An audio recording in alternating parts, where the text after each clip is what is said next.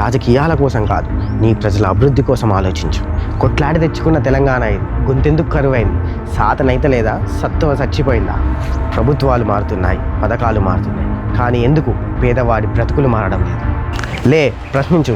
నీకోసం నువ్వు కాకపోతే ఎవడొస్తారు రా భయ్? నాయకులేం దేవుళ్ళు కాదు, మనకెంతకాలం సైలెంట్గా ఉంటాం? ఇంకెన్ని రోజులు మోసపోతాం? ఉచిత పథకాలు కాదు, నిజమైన సంక్షేమం కావాలి కదా. నువ్వు ఎన్నుకున్న నాయకుని అడుగు, గల్ల పట్టుకుని అడుగు. తెలంగాణ ఎన్నో ఆశలతో ఏర్పడ్డ రాష్ట్రం. నీళ్లు, నిధులు, నియామకాలు అంటూ ఎన్నో ఆశలతో పుట్టిన రాష్ట్రం ఇది. కానీ స్టిల్ రాష్ట్రం ఏర్పడి 11 సంవత్సరాలు అవుతున్నా కూడా ఎంతోమంది ప్రజలు వారి కష్టాలు ఎప్పుడు పోతాయే అని ఎదురు చూస్తూ ఉన్నారు. ఈ వీడియో ఏ పార్టీకి కానీ ఏ నాయకుడికి కానీ వ్యతిరేకం కాదు. మన సిచ్యువేషన్ని మనకు గుర్తు చేసే ఒక చిన్ని ప్రయత్నమే ఈ వీడియో. నమస్తే, వెల్కమ్ టు చైత్ర బైట్స్. నేను మీ ఫణీంద్ర.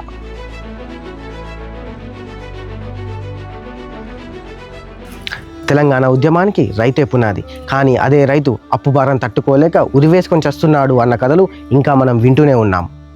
వెదర్ వల్లనే కావచ్చు, ఎరువులు, విత్తనాల కాస్ట్ పెరిగిపోవడమే కావచ్చు, రైతు బీమా నష్టపరిహారం లేట్ అవ్వడమే కావచ్చు, వేరే ఇతర ఏ కారణాలైనా కావచ్చు, కానీ చివరికి రైతుల ఆత్మహత్యలు మాత్రమే మనకు వినిపిస్తున్నాయి.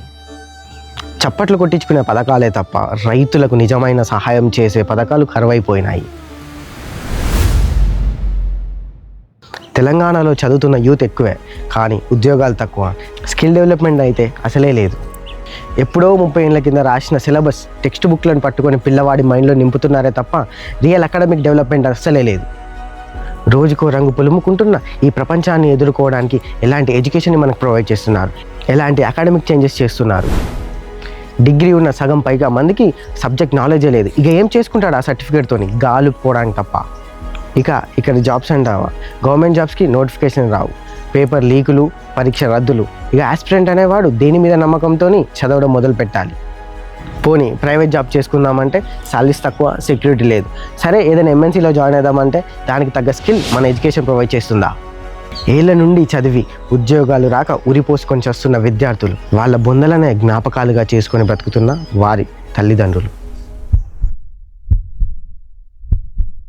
ఈనాటికి కూడా కుమరంభీం, ఆసిఫాబాద్, ఆదిలాబాద్, భద్రాద్రి కొత్తగూడెం లాంటి జిల్లాల్లో కరెంట్ లేని ఊర్లు ఉన్నాయి.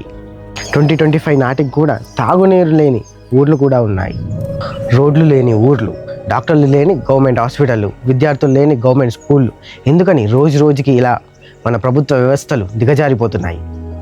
పేదవాడు డబ్బులు కట్టి మరి ప్రైవేట్ హాస్పిటళ్లకు వాడి పిల్లవాడిని ప్రైవేట్ స్కూల్కి ఎందుకు పంపుతున్నాడు? అరే, మేము ప్రజల సంక్షేమం కోసం ఇన్ని వేల కోట్లు ఖర్చు చేస్తున్నాం, అన్ని పథకాలు ఇంప్లిమెంట్ చేస్తున్నాయి ప్రభుత్వాలు చెప్తున్నాయి, కానీ అసలు సంక్షేమం ఏది?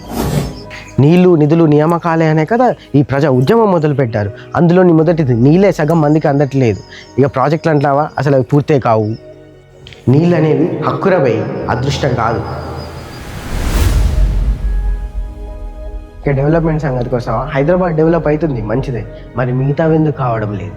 విలేజ్లో జనాలు డెవలప్ అవుతాయి కదా అసలైన డెవలప్మెంట్ అనాలి.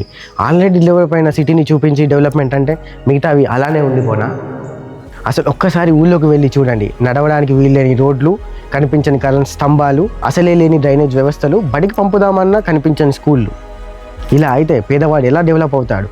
వాడు డెవలప్ అవ్వడానికి కావాల్సిన సిచ్యువేషన్స్ని క్రియేట్ చేయాలి కదా. ఉచిత పథకాలు కాదు, నిజమైన సంక్షేమం కావాలి కదా. ప్రభుత్వాలు మారుతున్నాయి, పథకాలు మారుతున్నాయి, కానీ ఎందుకు పేదవాడి బ్రతుకులు మారడం లేదు? అలా మారకపోతే ప్రశ్నించాలి కదా. నాయకుల కోసం జెండా మోస్తున్న భుజాలు బరువెక్కుతున్నాయి, కానీ సమస్యలు ఎందుకు పరిష్కారం కావడం లేదు?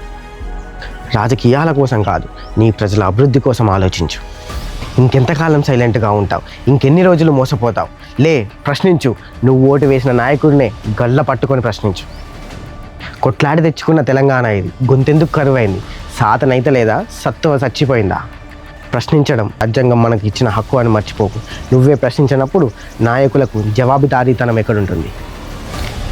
రోడ్లు లేకపోయినా, నీళ్లు రాకపోయినా, ఉద్యోగాలు లేకపోయినా, వైద్యం అందకపోయినా, నువ్వు ఎన్నుకున్న నాయకుడిని అడుగు, గల్ల పట్టుకొని అడుగు.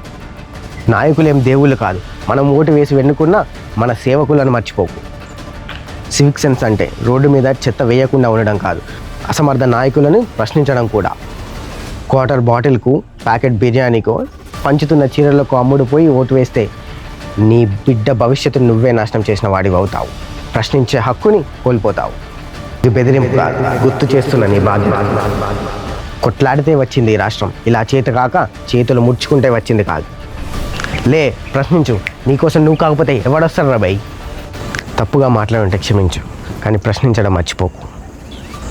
ఈ వీడియో నచ్చితే లైక్, షేర్, సబ్స్క్రైబ్ మాత్రం మర్చిపోకు. ఇలాంటి మరిన్ని వీడియోల కోసం మన ఛానల్ని ఫాలో అవ్వండి.